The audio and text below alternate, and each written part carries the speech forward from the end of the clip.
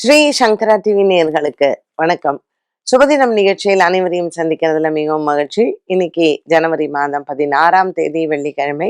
மாட்டுப்பொங்கல். மாட்டுப்பொங்கலினுடைய வாழ்த்துக்கள் அனைவருக்கும். இந்த நாளுக்கான 12 ராசிக்கும் பலன் மற்றும் பரிகாரத்தை பார்க்கலாம். அதை தொடர்ந்து இன்று நமக்கு ஒரு அழகான கேள்வியும் உண்டு. இன்று பிரதோஷமும் கூட. மேஷராசி நேயர்களுக்கு இன்று சந்திரன் 8ஆம் இடத்தில் இருப்பதனால் பரணி கிருத்திகா நட்சத்திரக்காரர்களுக்கு இன்று சந்திராஷ்டம தினமாக அமைகிறது. இன்றைய நாளில் இந்த வெள்ளிக்கிழமை இவர்களுக்கு நல்ல செய்திகளும் உண்டு.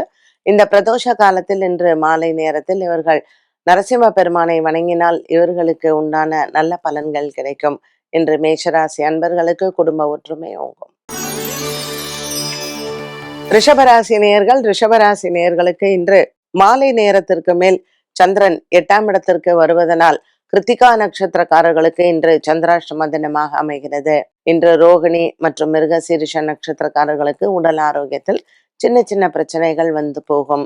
இந்த மாட்டுப்பொங்கலான இன்றைய நாளில் தை முதல் வெள்ளிக்கிழமை அரச மரத்தடியில் இருக்கக்கூடிய விநாயகரை பெண்கள் வணங்கலாம். இதனால் இவர்களுக்கு சந்திரனுக்கான தோஷ நிவர்த்தி உண்டு.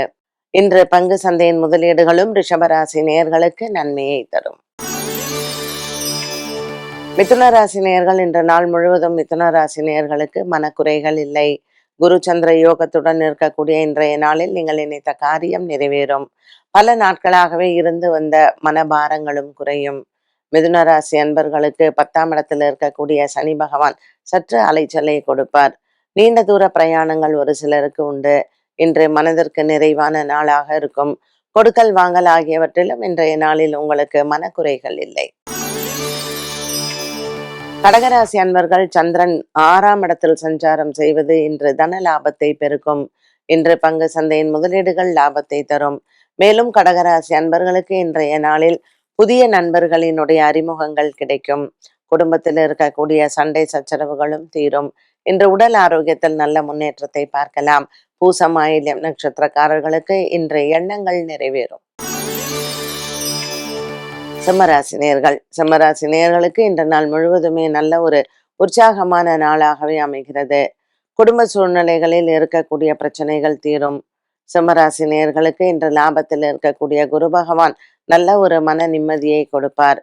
ராசிநாதன் சூரியன் 6ஆம் இடத்தில் இருப்பது வியாபாரிகளுக்கு நல்ல லாபத்தை தரும். உடன் பிறந்த சகோதர சகோதரிகளால் இன்று உங்களுக்கு மனபாரங்கள் இல்லை. கன்னிராசி நேயர்கள். கன்னிராசி நேயர்களுக்கு நாள் முழுவதுமே நல்ல ஒரு உற்சாகமான நாளாக அமைகிறது.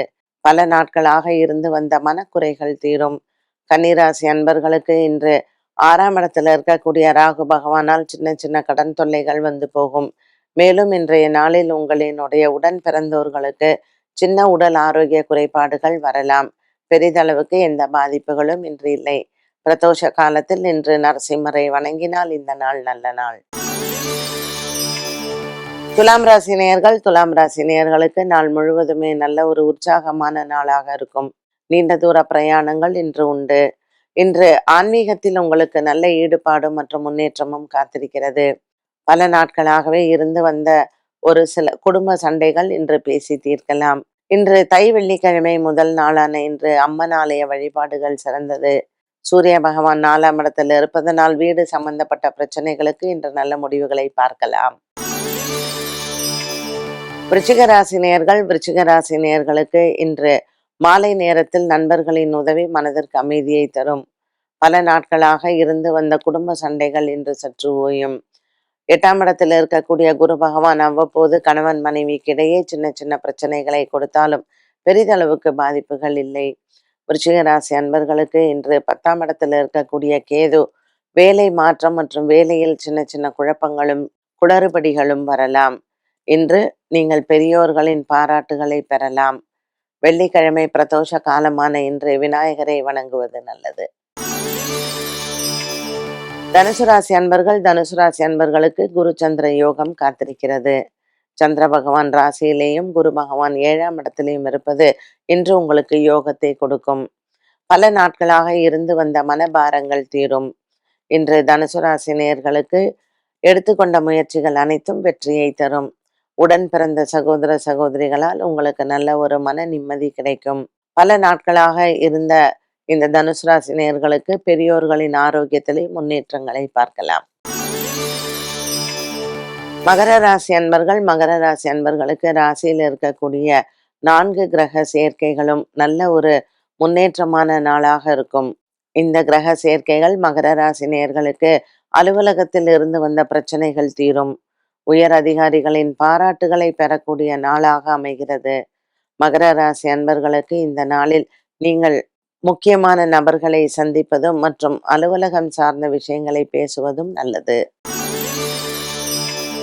கும்பராசி நேயர்கள், கும்பராசி நேயர்களுக்கு இன்று குடும்ப சூழ்நிலைகளில் இருக்கக்கூடிய பிரச்சனைகள் தீரும். கொடுக்கல் வாங்கல் ஆகியவற்றில் இன்றைய நாளில் நீங்கள் நல்ல முடிவை எடுக்கலாம். தை வெள்ளிக்கிழமையான முதல் நாள் இன்று பிரதோஷ காலத்தில் அம்மன் ஆலய வழிபாடுகள் சிறந்தது. மேலும் இந்த மாட்டுப் பொங்கலில் நீங்கள் பசுமாடுகளுக்கு உணவளிப்பதும் மற்றும் அகத்திக்கீரையை கொடுப்பதும் இன்றைய நாள் உங்களுக்கு மன நிறைவை கொடுக்கும். மீனராசி நேயர்கள், மீனராசி நேயர்களுக்கு இன்று மனக்குறைகள் இல்லை. கொடுக்கல் வாங்கலில் இன்றைய நாளில் உங்களுக்கு இருந்து வந்த பிரச்சனைகள் தீரும். 6ஆம் இடத்தில் இருக்கக்கூடிய கேது பகவானின் சஞ்சாரம் சற்று மன மாற்றத்தை கொடுக்கும்.